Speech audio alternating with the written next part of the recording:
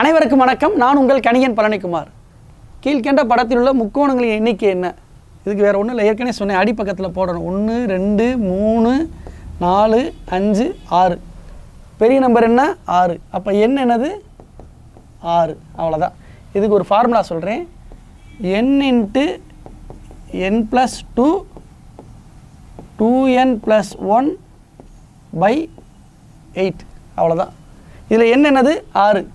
அதில் அப்படியே அப்ளை பண்ணுங்கள். 6 × n + 2, அப்போ 8 × 2n + 1, 12 + 1 என்னது?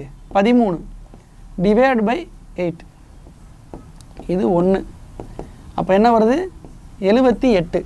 இதில் 78 முக்கோணம் இருக்கும். இது வந்து ஒரே ஒரு இது சொல்கிறேன், இது வந்து ஈவன் நம்பர்.